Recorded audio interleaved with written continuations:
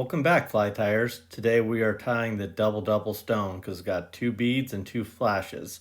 So starting off, we're going to slide two beads onto the hook with the little bead being up front and the little bead being a 3.3 and the big being a 3.8. I'm starting the thread in the middle so that I can create a nice taper up to the front so I don't overcrowd the front and not I'll have the smaller or the bigger bead be able to slide up over the front legs. And so you can see as I'm tying this, I'm pulling and stretching them, and you're able to maneuver the legs a little bit. So if they're not right like they weren't coming out for me on here, take your time, redo them and make sure you get them right, because this really makes the fly look good is when you got the nice antennae hanging out the front. So here I go. I got them in place. Some final adjustments. You know, you can just pull them. They're pretty durable. Get them all nice and bound in really well. A little twist to get them back in, and then I wrap back down really tightly to make that nice smooth transition so I can slide the beads over. A quick whip finish, 3 to 5 turns, no big deal here. Just you want to secure the thread. We're going to have more thread that goes over that, so it don't have to worry about it unraveling. Now I cut the front to make it easy. I use about a thumbnail's distance, so all my legs end up being the same. So for the rear, I start behind the bead, and I'll add a bunch of thread behind the back bead. And really, this is optional. It does waste a little bit of thread, but what it's going to do is going to keep that bead from sliding down during your tying, which is going to make tying a little bit easier.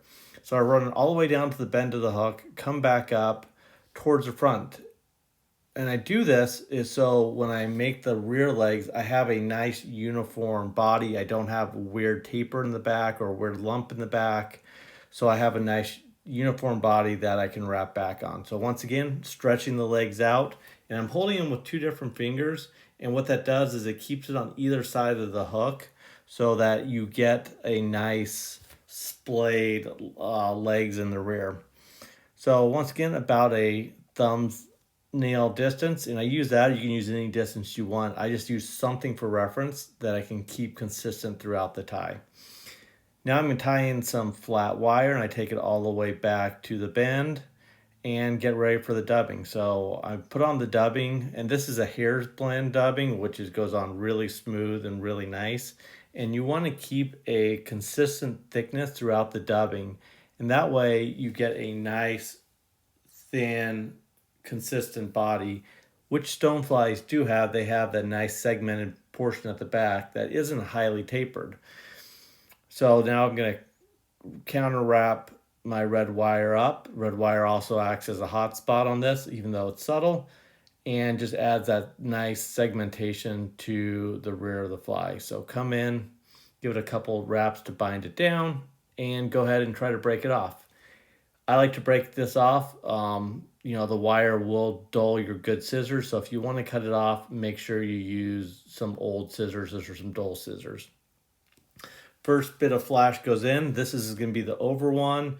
And then I tie in my second one. And now you can use any color combinations of flash. This one, I wanted it to be subtle and dark, which is why I'm using the black with the brown. I clip it out of the way. I like how it has a little bit of holographic in there to catch a fish's attention. Now I'll put another thread, another bunch of dubbing right behind where I want to tie the legs in, and this will help splay the rear legs out and adds that transition to the thorax. Now I give a couple more wraps of thread, and we're going to add some dubbing. And here the dubbing is a little bit thick because the stonefly's abdomen and thorax is actually pretty thick. So I want to build up that taper from the thin rear of the body to the front. So the legs are in shape, perfect. Now I hold my finger on top of the back bead as I wrap over, and this keeps the thread on top of the bead. And what that does is it'll be covered by 2 layers of flash and some UV, so it'll make it nice and bulletproof. I add a bunch more dubbing up front to really finish out that thorax. Come in with the flash, get it on, get it adjusted. So give it a couple wraps and then really adjust it where you want it to be. Make sure it's in the center. a couple more securing wraps, and then bring on over the second flash and a couple wraps. And you want to adjust this to make sure it's in the center. I'm going to pull tight and tight down to the body. Come back in with your super sharp Renomet scissors. It makes that nice clean cut.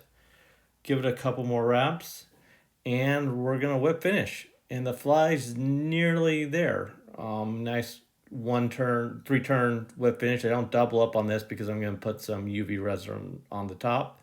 So put a little bone dry on the top. Make sure you get it on the threads. And this is to protect the flash. Hit it with the UV light. And then I like to come back in and add a second one just for durability, because this fly will be knocking on the bottom.